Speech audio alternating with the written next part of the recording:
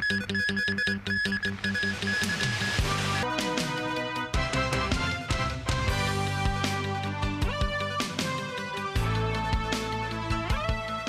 and welcome to TVB News. A total of 280,000 people passed through several control points on the first day of full resumption of cross-border travel between Hong Kong and the mainland yesterday. But as many found it difficult to show their health declaration QR codes on their mobile phones, Acting Chief Executive Eric Chan said the measure could be scrapped. Sharon Tang reports. Among the 280,000 trips recorded yesterday, half were inbound trips and the other half outbound. Most of the people travelled through land border crossings, with Luo Hu Port registering a high of 64,000 visits. Travellers are required to complete a health declaration and show a valid QR code before crossing to the other side. Eric Chan said extra manpower has been deployed to help those who have trouble inputting the necessary information. We will talk to the mainland authorities to see if we can enhance or even cancel this arrangement. Such arrangements was implemented smoothly. But apparently not everyone agreed. All the old men cannot use the mobile phone, particularly old women, very angry and argue and quarrel. The common way to fill in the declaration is through the WeChat app. But if you have changed your phone, forgotten your password, or have not been using the app for a long time, you will need 2 friends to send you a verification code. Those who successfully log in will have to look for a specific portal or scan a QR code at any of the control points to fill in the declaration form. Meanwhile, the Liantang Heng Yun Wai control point that was opened for the first time yesterday saw no more than 6,000 visitors. Chan said that figure is normal for a new control point. He expects this weekend will be the peak time for cross-border travel, and he has asked relevant departments to better plan the transport support services. Sharon Tang, TVB News. With the city having fully reopened its borders with the mainland, PCR testing centers across Hong Kong saw a massive drop in the number of people arriving to get their samples taken. Meanwhile, Acting Chief Executive Eric Chan noted that the city's testing centers will not be entirely closed in the short term. Timothy Lee reports. Last month, travelers going to the mainland were still required to provide a negative PCR test result taken within 48 hours of their departure. For several days, long lines of crowds could be seen waiting outside Shum Shui Po's Maple Street Playground Testing Center as people rushed to complete the mandatory procedure prior to celebrating the Lunar New Year with their families on the mainland. But as both mainland and Hong Kong authorities have further relaxed border crossing COVID restrictions, the scene of the playground testing site today stood in stark contrast to the noticeable chaos in January. The entire procedure for those taking their PCR test today took less than 5 minutes to complete. Many of them took the test to meet hospital and care home visit requirements. This woman said her husband was hospitalized last night, and she couldn't provide him with daily supplies unless she gets tested. This mainland tourist, who was returning home from Thailand, had to get her test done because she had been overseas within the last 7 days. As of noon, Hong Kong still had more than 80 testing centers currently in operation. Besides the Kowloon Park Mini Soccer Pitch Testing Center, the majority of these facilities have an ample quota for residents who wish to get tested. Meanwhile, Acting Chief Executive Eric Chan stressed that the testing centers will remain available in the city as long as the declaration of the pandemic's end has not been made, but noted that their numbers will decline. As of this afternoon, few residents continue to make their way to the Maple Street Playground Testing Center in order to conduct their PCR tests prior to their travels abroad. Staff at the testing center said they remain uncertain if the testing site will close in accordance to the full reopening of the border. Timothy Lee, TVB News. China said it would continue to resolutely safeguard its legitimate rights and interests over the shooting down on Saturday of what the U.S. says was a Chinese spy balloon. While the U.S. search for debris is ongoing, Beijing reiterated its claims that the object was a civilian airship used for meteorological research, adding that it does not belong to the United States. U.S. President Joe Biden said they did the right thing by shooting down the balloon. Nazvi Karim reports. China is asking for calm, and the White House says it would stay calm. But it's an uneasy calm with tension still palpable, days after the United States shot down what it says is a Chinese spy balloon off the Carolina coast. The U.S. Coast Guard has imposed a temporary security zone in the area as the military continues collecting debris from the balloon, which was shot down at 60,000 feet by an F-22 fighter jet. American officials want the material to gain a deeper insight into Chinese intelligence capabilities. China, though, insists it was nothing more than a weather balloon, saying Washington overreacted in shooting it down.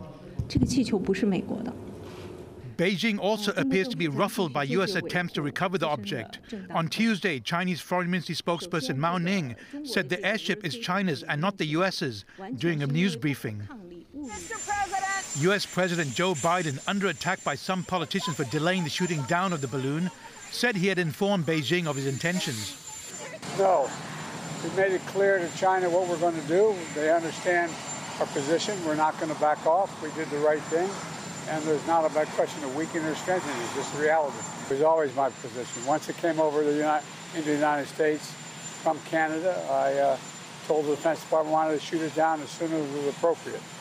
The U.S. now appears to be putting the burden on Beijing to improve relations between the two countries, which has hit a recent low after Secretary of State Antony Blinken cancelled a February 5 to 6 visit to China.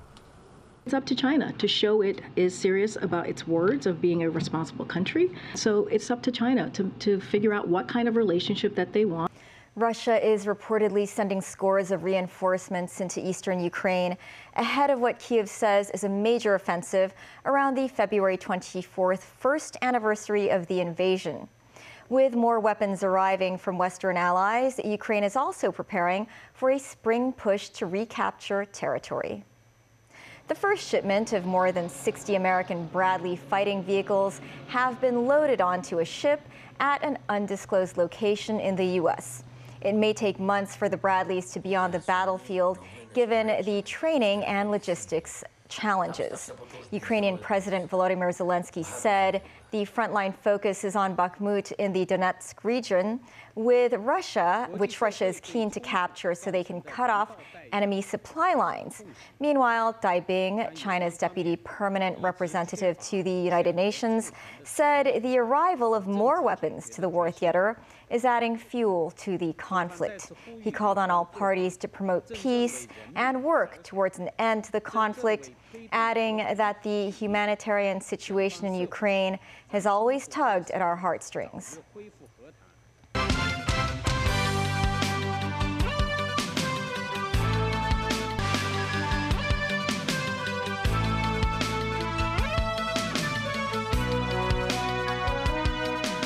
Welcome back. The closely watched trial of some of the 47 former pro-democracy lawmakers and activists in Hong Kong continued today.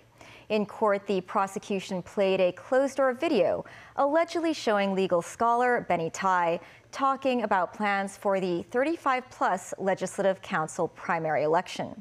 The aim of the poll is said to be for the mutual destruction of the government. Jackie Lin reports. Day 2 of the city's largest national security trial, with a posse of officers on standby around the West Kowloon Magistrates Court. Attending the trial were the 10 defendants earlier granted bail, lawyer and former district councillor Lawrence Lau, former chairwoman of the Wan Chai District Council Clarice Yeung, and ex-lawmaker Helena Wong. With other jailed Democrats arriving by prison vans. Today, the prosecution presented a video apparently recorded in stealth during the second coordination meeting for the New Territories West Geographical Constituency polls on May 8, 2020. It allegedly captured legal scholar Benny Tai elaborating on their political strategy to win a majority in Hong Kong's legislature and use that power to veto the government's budget. In the video, Tai said that objective overrode other goals, including the cause for political reforms and probes into police violence during the 2019 social unrest. The prosecution also mentioned various preparatory efforts for the 35-plus primary by the former University of Hong Kong law professor. They include a press conference Benny Tai co-organized with former lawmaker Ao Nok Hin and ex-district councillor Andrew Chu. At the time, Tai and Chiu called for public donations after estimating campaign expenses at around $3.5 million. The prosecution said a month after the national security law took effect, Benny Tai said in a press conference that the 35-plus primary election, which was held on July 11th and 12th, remained legal. The elected candidates submitted their nomination for the LegCo election, which was postponed owing to the pandemic. The prosecution said if their plans had materialized, the stability of the government and people's livelihoods would have been dealt a major blow. So far, 31 of the 47 defendants pleaded guilty to conspiracy to commit subversion. 4 of the Democrats are set to testify for the prosecution. The landmark political trial will be heard by 3 designated national security judges and tried without a jury. Jackie Lim, TVB News. Police have arrested 5 people, including 2 minors, for alleged disorderly behavior at a retail chain store in Mong Kok. Police received a report from an About Thai store employee that 5 men shouted at customers in the store Friday evening. 2 of them returned 2 days later and shouted in the store again. After an initial investigation, police arrested 5 suspects aged between 14 and 28 in Kwai Chung, Hung Hom, and Kowloon City. They are being detained for further investigation. Police have adopted a new approach to crack down on illegal street racing in the New Territories. Since last year, the police's New Territories North Regional Headquarters Special Task Force has been using a new approach to step up their crackdown on unlawful street races. This includes recording and detecting illegal street racing without direct interception at the scene. The police say they hope this approach will further strengthen their operations. The authorities also said they will increase patrols on Route Twisk, Brides Pool Road, and Yuen Long Highway. So far, 44 people have been arrested for illegal street racing since last October. Meantime, medics have warned those who recently recovered from COVID-19 that they could be putting themselves in danger by running the Hong Kong Marathon this Sunday. Lobo Louis, a senior lecturer at the Education University's Department of Health and Physical Education, advised athletes not to begin their training until at least a week after they have recovered from COVID. He added that patients may experience symptoms of long COVID, such as dizziness and shortness of breath, on the first 7 days after recovery, and that participants of the marathon suffering from these conditions may risk their health. Canadian authorities have decided to extend and expand a work permit program for Hong Kongers until 2025. Ottawa has also relaxed its requirements for registration, noting that Hong Kongers who have received post-secondary education and completed their studies in Canada or other countries now qualify for the open work permit. Expanding the open work permit program, from my perspective, is a win-win, as it gives Hong Kong residents more opportunity to gain work experience here in Canada, but it also allows us to support the Canadian economy by bringing workers. Regarding the relaxation of registrations for permanent residency, Fraser said the proposal is still under consideration in Ottawa. A Canadian organization assisting Hong Kongers noted that the work permit extension could allow those graduating soon in the SAR to apply. In the United States, areas of a village on the Ohio and Pennsylvania state line are still sealed off after a train derailed nearby and toxic chemicals were released. A fire has been started to try to burn away the potentially deadly material. David Garrett reports. The flames leapt into the sky and could be seen for miles around, although the fire is at a safe distance from homes. The small town of East Palestine has been evacuated because the smoke, if breathed in, could be deadly. This follows a train derailment on Friday. The train was carrying hazardous materials, including vinyl chloride.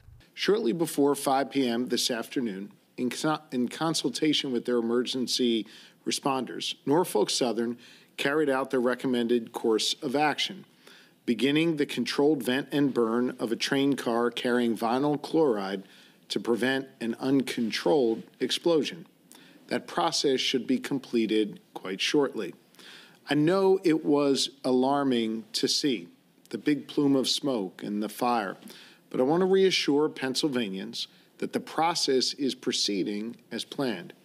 It's not yet known how the train derailed, but more than 2,000 people have had to be evacuated. The governors of both Ohio and Pennsylvania say this was necessary as there was a direct threat to public health.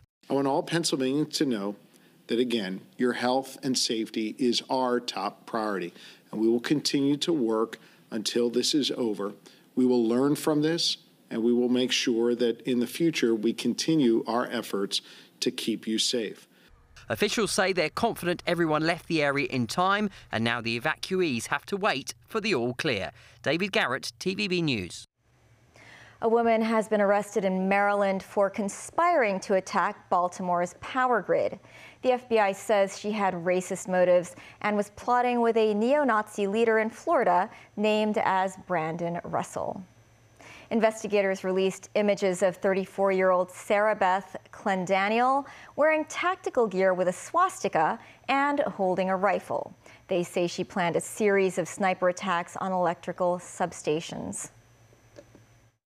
As the criminal complaint alleges, Clendaniel and Russell conspired and took steps to shoot multiple electrical substations in the Baltimore area, aiming to, quote, completely destroy this whole city. In sports, Pep Guardiola may leave Manchester City, a football finance expert says, if the club were found guilty of breaking the English Premier League's financial fair play rules. After a 4-year investigation, City were charged on Monday with more than 100 breaches of the league's financial rules between 2009 and 2018.